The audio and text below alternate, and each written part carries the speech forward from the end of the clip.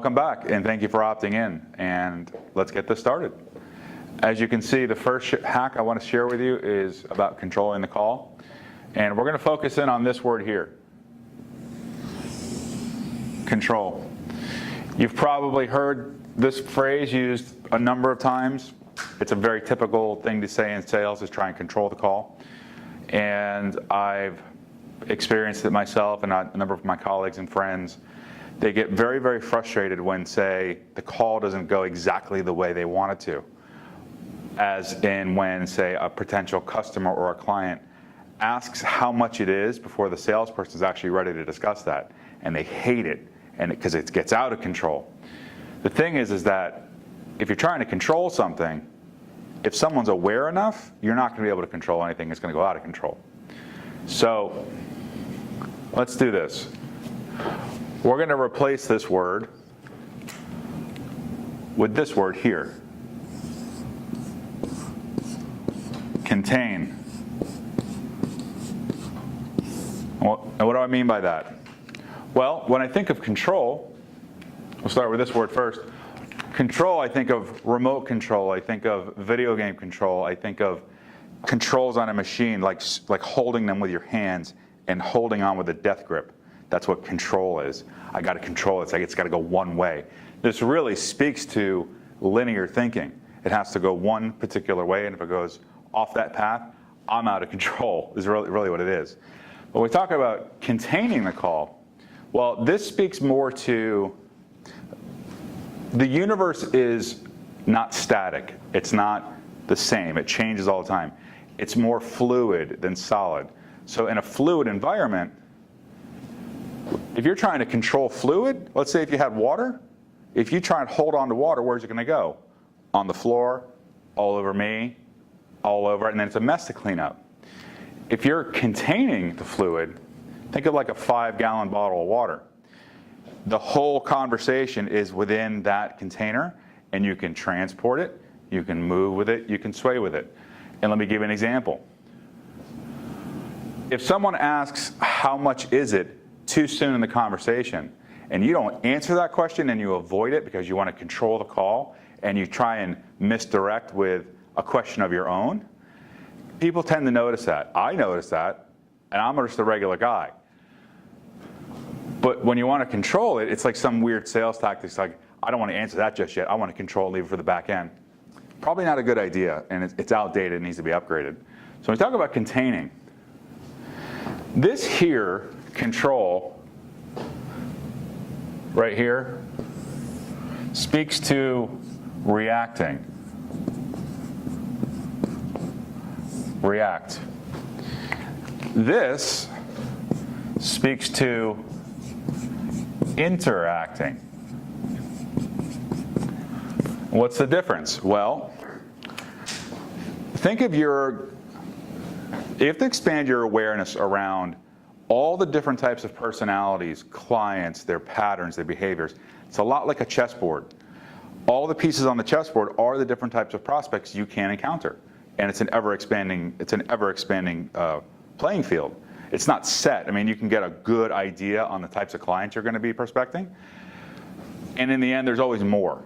But the difference is this. Instead of just reacting to what the person says and trying controlling that, you're aware of all the persons, all the things they might say, all the questions they might ask, this, that, and the other. So let me give you that one example. If someone asks how much it is too soon, you don't want to divert with a question and try and sleight of hand and not really answer the question, because first of all, it's disrespectful. They asked you a direct question, they deserve an answer. You can then contain it and make it work for you. And here's how. If someone asks me early in the conversation, how much is it? I tell them that it's a really good question. It really does depend on you, your spending habits, what you need the service for, your lifestyle, these types of things. So in order to get a specific price, we'll have to work out some details. However, I do want to give you an idea because you did ask. I've had customers pay this much. I've had customers pay this much. Is that something you were expecting? Is that something manageable for you? Now what I've done is I've contained it and then turned it around and flipped it to a qualifying question. Like, I'm okay with them asking, whatever they need to ask at the time they ask it, because I'm ready for it. And because I'm ready for it, and I'm aware of all the excuses I'm going to get because I've heard them all before, the reasons why they're not buying, all their concerns. There's only so many things somebody's going to say to you, honestly. If you're not professional enough to be aware of all this, which it is your professional responsibility to be aware of all these things and know what they're going to ask and know what their concerns are, not just react to what they're saying in a conversation. Being ready for that, I can actually serve those patterns of the clients. I can serve them in such a way that no matter how they show up on the phone, I'm just me, I'm interacting, and engaging as opposed to reacting. And there's so much more available here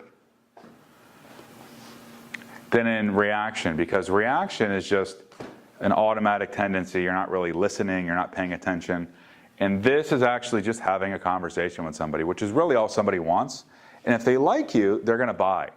If you pull some kind of silly shenanigans like trying to control the call, you're going to miss out on a lot of prospects, and they're going to go somewhere else to buy. They're going to go to someone that actually listens to them. And when you listen to somebody, it's really important.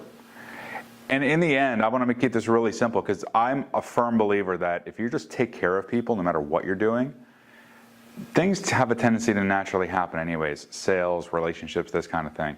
So it's one of the problems with the typical sales approach is like, and so you'll see this in some of the other hacks, it's like assuming the sale and controlling the call. They're all focused on money. Well, you got to take the focus and put it onto everything else that's important, like I said in the chapter. Put it on everything that matters to the customer. What matters to the client and the customer is that you actually listen, and that you take care of them, and that their concerns are met, that their questions are answered, and they feel comfortable. Like, you can't do that when you're doing this. You can do that here very easily, but you have to up your game. You get to expand your awareness around the playing field, the chessboard, all the different patterns, excuses, reasons, everything. You just get to know it. It's not much to ask.